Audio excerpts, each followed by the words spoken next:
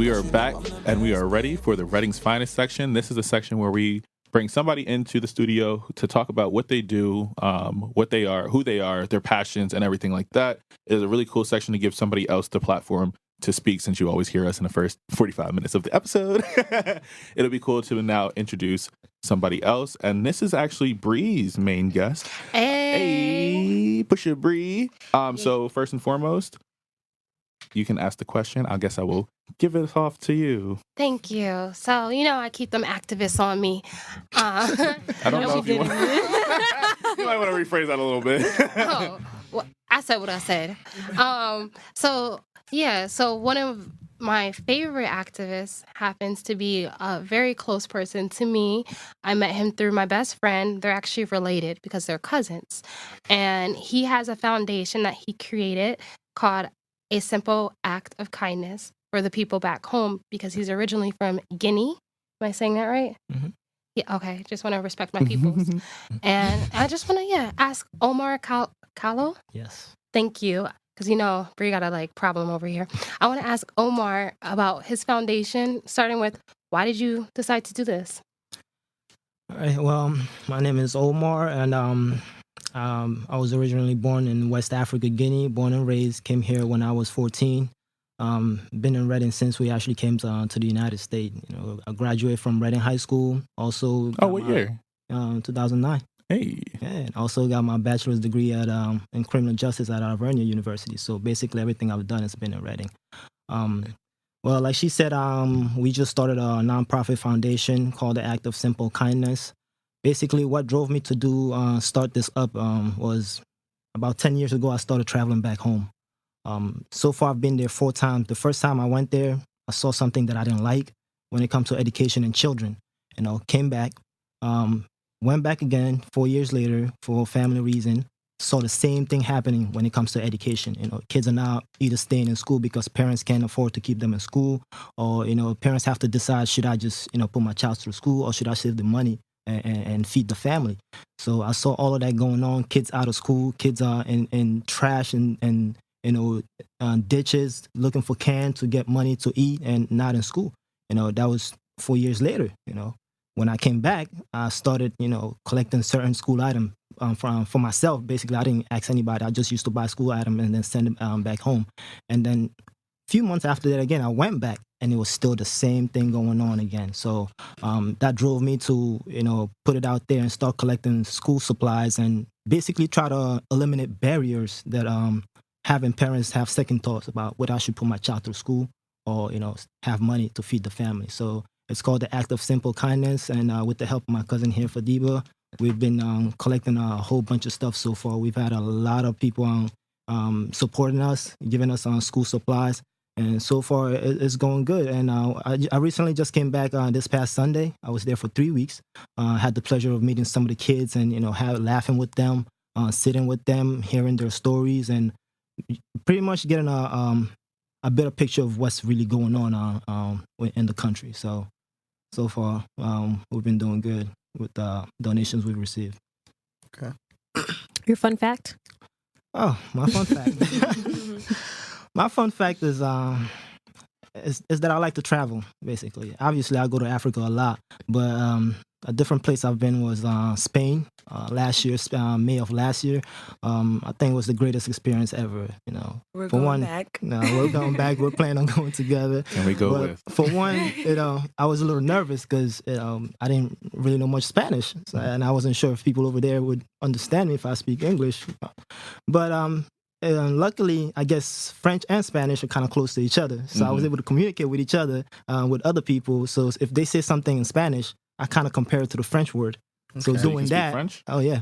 Hey. Most doing that, my family can. So doing that, I was able to understand what they were saying, and just have a slight conversation and a little Spanish that I know from Reading here. So, but it was a beautiful country, and I'm usually picky with my food, but I ate everything that they served me in Spain. The pizza was amazing. Their food at restaurants, everything was amazing. I literally cleaned off all of my plate, and one of my favorite food, actually, I think it's a famous one down in Valencia over there, is paella. Oh man, I love paella. But when I first saw it, it was a bunch of seafood. I was like, nah, there's no way I'm gonna dig in that. But once I took a taste, we finished the whole thing. So yeah, it was good. That's my fun fact. Yeah, I like it. Well, who is Omar? Who is Omar? Oh man, Omar is just another kid from West Africa, Guinea, and another kid again from Reading.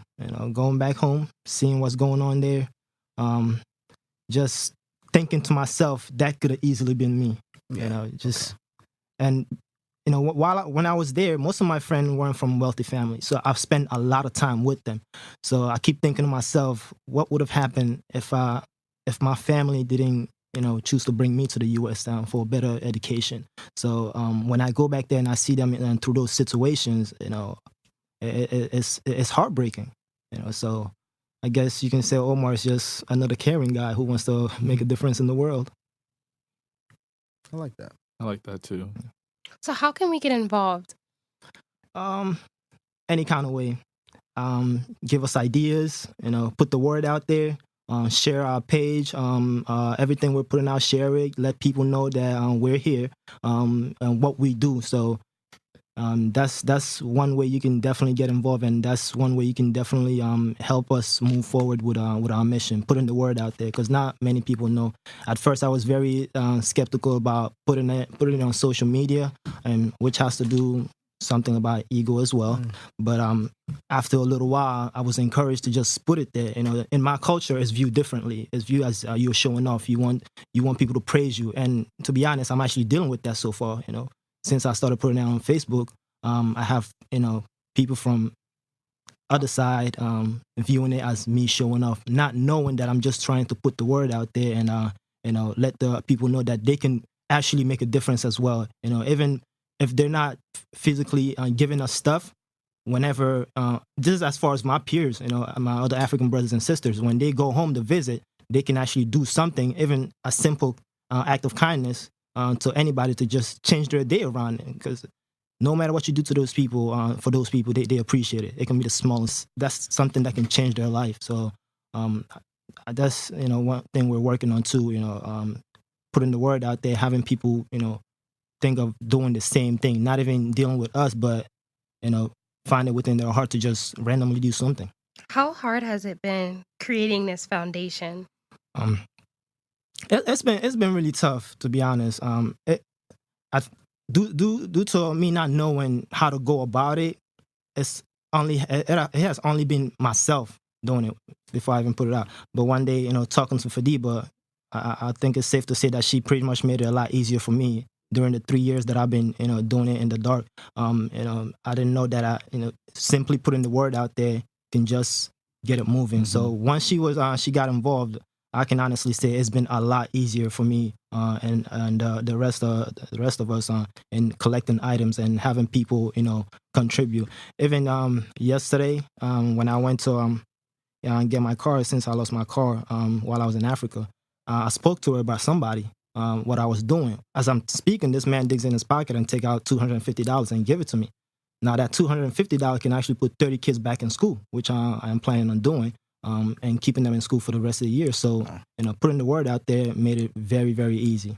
And also, to go back to the question before, another way you can actually support is Monday we will have donation bins set up at the local YMCA, and it will be near the front desk, and you can easily, whenever you stop by, bring school supplies with you, from a pack of pencils to a book bag, hygiene products, anything like that. You can put it in that bin, and we will collect it frequently to send to Guinea. Yep. That's super fire.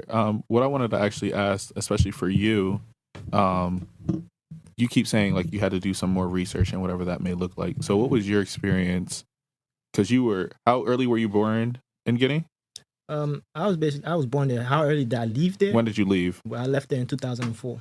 2004? I was 14 years old, yeah. 14. I want to know a little bit more about your identity and kind of how that might aid into you wanting to give back in that kind of sense as well. Okay. So, well, when we first actually arrived here, I wasn't thinking too much of Africa. Basically, just going to school, started doing some dumb stuff. But then it was the year 2012 when we went just to visit, and then getting there and seeing how, you know, how lucky I was to get out of there. You know, just seeing my friends weren't the same anymore. You know, they're still struggling. I couldn't, you know, do things that I would do here, you know, have as much fun over there as here because everybody's struggling over there. So when I got there, I noticed that, you know, the first, and it was just like, I remember as it was yesterday when I was leaving the airport before I came to the US, as the plane was taking off, I looked out the window and I saw, you know, kids sitting under light poles just to study. 8 years later, I come back as the plane is landing, I look out the window and I see pretty much the same thing. So, you know, sitting under the pole, trying to study, and you know, landing again, spending about almost a month there, seeing what people are going through. Once I returned back to the U.S., it had me thinking a lot. You know, thinking to myself, because I wasn't even taking school serious at that point. You know, that was my, I think, second year in college, and I was failing. But traveling, going back and seeing that, coming back, you know, it changed. It basically changed my perspective. Started taking school serious, and had me thinking, now what can I do to give back to the people back home, you know, without having to do much, because I used to think too much of it. Wow, if I have to do this, I'd have to take this much out of pocket and I have to do that. But then, you know, one day, you know, I just realized, well, it might just take like a random act, you know, and that's all it really takes. So that's how I came about with the name Act of Simple Kindness. So you know, I realized it doesn't really take much to change somebody's life. And what kind of changes have you seen, or do you have any? So I seen, because I follow Act of Simple Kindness on Instagram, and Facebook. I saw that you have like the kids. You actually went to the school and visited. How was that? What kind of experience was that? Oh, it was amazing. It was amazing. When I walked in there, they all pretty much, they didn't look too happy. But after I explained to them what I was planning on doing, everybody was just happy. The kids wanted me to sit next to them. And then some of them actually started singing, and I didn't realize when I was young that's the same song I used to sing as well. So it kind of brought back memories, and it was just a trip down memory lane, basically. You know, I just saw myself back, that young child, that 14, 13-year-old, just sitting in the classroom, you know, and it was amazing. So Nice. There's so many things that I want to ask, but I don't know where to start because I really feel like you answered a lot for us, but you talked about the good things, you talked about the bad, but do you have any advice for people who want to set up their own charity? My advice is just don't second guess it. If you want to do something, just go for it. You know, don't think too much of it, like I was doing for the past 3 years, and thinking, wow, if I have to do this, you know, in order to do that. So just start. It only takes it's really simple. It only takes you to just get up and, hey, this is what I want to do. Let me give it a try, because you never know until you try it, you know. So basically, my advice to them is, especially my brothers and sisters that are from Africa, you know, if you're going back home, when you get there, observe what's going on, see what you can do. For all of my friends here, whatever it is you want to do, you know, just get in contact with us or do some research, but you know, just go for it. So I guess even like going forward, we always talk about what's your 5-year plan. Yeah. Where do you hope to see your foundation kind of go in those years? Within 5 years, I'm hoping we can actually. This is actually my goal, to build a youth center, you know, where, you know, they can all come, and where family can actually come too when they're struggling and they have no way out, where they can go and see if there's a second option, if there's help somewhere. Resources. So, exactly, resources. Basically, a community center where, you know, we can provide resources and even the help if we have it. That's one of my plans. And you know, while I was back there again, I was thinking to myself, wow, would it be possible for me to be a president in that country? Because I was thinking there's so much I would change. So, and that's something I didn't say out loud, because, you know, when you talk politics, you know, you never know. Some people are listening. They might be like, and then African politics, to me, is a little scary. But if I can get like a community center, I will definitely go for that. That's my 5-year goal, and pretty much in, you know, 3 different countries: Sierra Leone, expanding Sierra Leone, Liberia, and Guinea, and pretty much even further than that. You know, that's my 5-year goal and help as many kids as possible. I think that's amazing.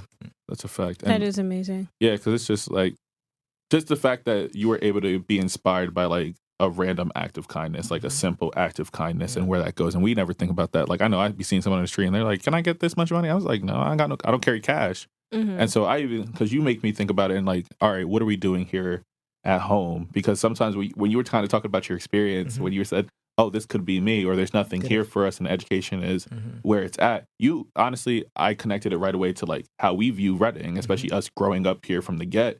It's just like the same thing you were saying about Guinea is the same thing we were saying about here the whole time. We're just like, no, it's kind of. I feel like it's a little different. No, we have this like little thing where it's just like, okay, well, they might be asking for money for something else because that's usually what it is. It's usually for drugs and other that. Whereas his hometown and it's just like they're in desperate need. So it's like the kids are actually digging through trash for food or whatever. Yeah. So it's like it's a little different. No, I actually have a story about other kids too. I think I have a picture. I sent you that picture. The kids that I took a picture with. On that morning, I normally take a jog from my house to the beach because it's like walking distance, and that's where I see most of the kids through trashes around there. And one day I was in the car actually, and as I drove by, I saw these 4 kids. Fishing. No, they weren't fishing. Not those ones. Those ones weren't nice. So I saw these kids, and I passed them, and the situation I saw them, and I couldn't help but turn back around. They were in like this ditch picking out. And, just walking by, I almost threw up. So imagine these kids being in there. So I turned around, I came back, and I called them over, and I talked to them. I asked them, if they ate already. They said, "Nah, we didn't eat. We're hoping to get enough can to eat breakfast." That had me speechless. So I just froze. And whatever I had in my pocket, I gave it to them right on that instant. But, what was amazing about that is, too, regardless of the fact that they were hungry, these kids were still able to crack jokes and have me laughing. So regardless of their situation, they still find ways to keep a smile on their face. And another thing I noticed too is that they like to have fun. No matter what, you'll still see some kind of smile on their faces.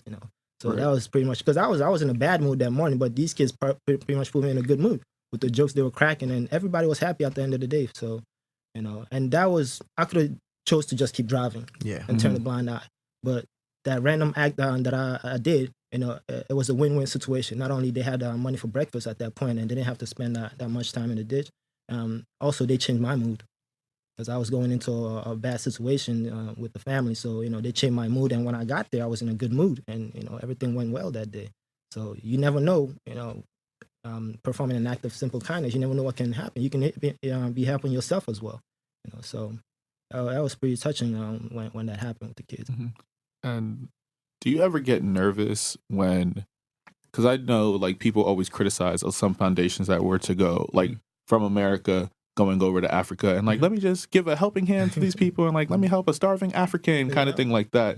I know that's the connotation that some things get. So do you navigate that in a different way, or do you navigate it in the way that you're most authentic, especially because you're from the space that you're giving back to?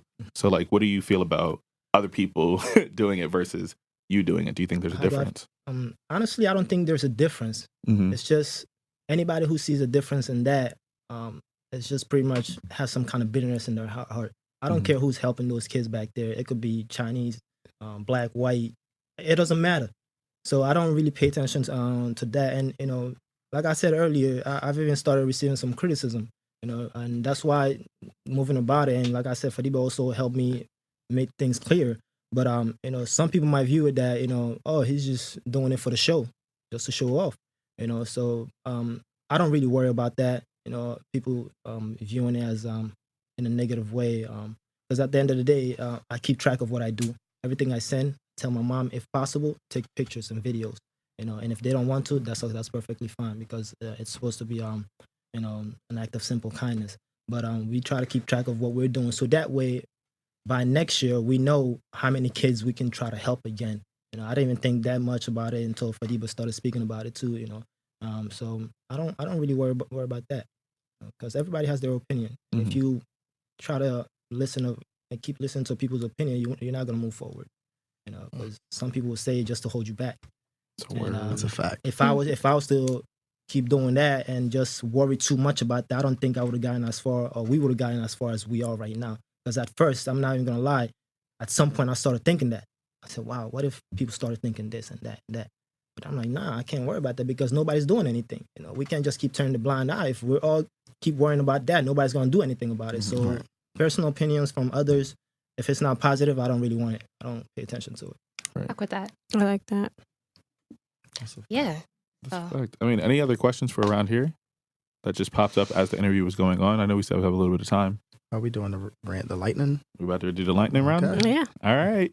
All right. So thank you, Marie. Always cite your examples. Thank you, Black women. So what we do is the four of us will ask you a rapid fire, quote unquote, three questions. So I'll ask three, she'll ask three. And so we'll just go around and do that. So you ready? They can be. It's going to be about anything and everything. Yep. Kind of question. And everything. It's gonna be for the two of us. Your interview. So I'll go first. What's a place you haven't been before that you want to go? Germany. Germany? Yes. Why Germany? Did I say that right?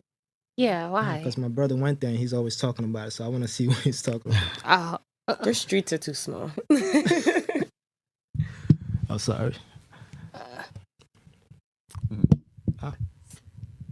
Okay. There you go. Marie, your turn. Favorite rapper? Oh my God, Future.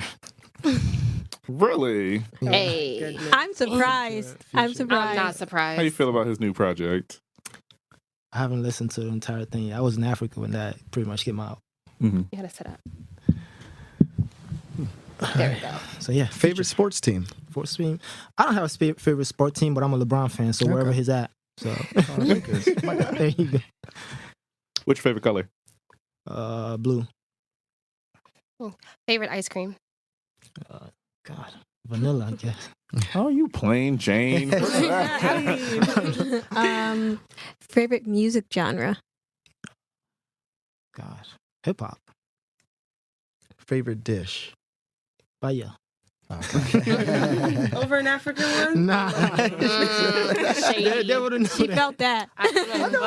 Dreaming. Listen, I just came from Africa. I had them all over there. So Let's go back. If you could sit down with any person living or dead for dinner, who would it be? oh man. Probably dead. I'll sit with Gandhi, so he can enlighten me. Alive would be Obama, like you all said.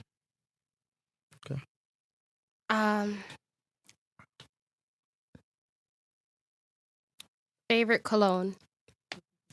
Well, it's pronounced. I'll call it Savage, but it's Sauvage. Dior? Chanel. Oh. I think it's by Chanel. Sauvage.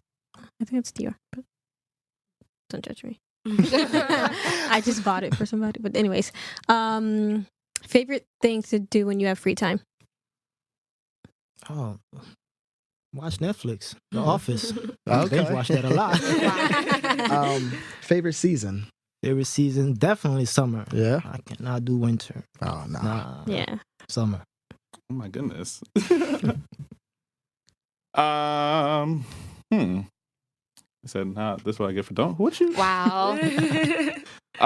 Let's go with favorite animal. What's your spirit animal? I would say a lion. Lion? Yeah. Word. Was that 3? Yeah. Yeah, it was 3. Oh, wow, that went so That's fast. Rapid. All right. So where we're at right now is the Reading's finest, DK. What? Where we're at right now is the Dear Reading segment. And so this is basically your open love letters to the city. You're both able to participate in this one. And so basically anything that we covered throughout the episode, anything we talked about during your interview, this is your way to kind of give back at your recap, anything of the sort. Cool? And so we'll let you both go last, and then we'll just go around the room. Cool? Okay. Okay, so mine is on a serious note. Because we did have someone special that passed away this past weekend. He was actually my brother's best friend. You guys know who I'm talking about. So I just want to say, as I always say, love thy neighbor, be your brother's keeper, be your sister's keeper as well. You know? Dear Reading, I would say don't let your ego hinder you, but let it help you grow. Dear Reading, don't turn a blind eye. I know a lot of times when it comes to poverty, we tend not to notice. It's not spoken about. But yeah, always there's always something you can do for somebody else to make somebody's day better. It doesn't have to be directly you giving them money, but like an act of simple kindness can change somebody's day or life. Dear Reading, take adventures with no expectation. Just kind of go out and see wherever the world kind of takes you. I like that. Mm-hmm. You go ahead. Okay. Last time I was on the show, I talked about support. So, on a charity perspective, Dear Reading, when it comes to giving back, it doesn't have to be big. It can be small. And I always thought that I had to be a millionaire before I can do something like this. And I really didn't have to wait till then. I can start now, and it doesn't matter how small. You're changing someone's life. 1 person, 10 person, 100 people. It doesn't matter. That all that matters is you're doing something. That's a fact. And Dear Reading, as she said, if you can do something to help somebody, please don't hesitate to do it. Also, as far as ego, Dear Reading, don't view ego as a bad thing. Just have control over it. Mm-hmm. Where were you during our? I'm screaming. You act like we ain't got. So church announcements. Oh, shit. Thought that was going to be cut. All right. Thank you again for listening. We will see y'all next week. Fuego.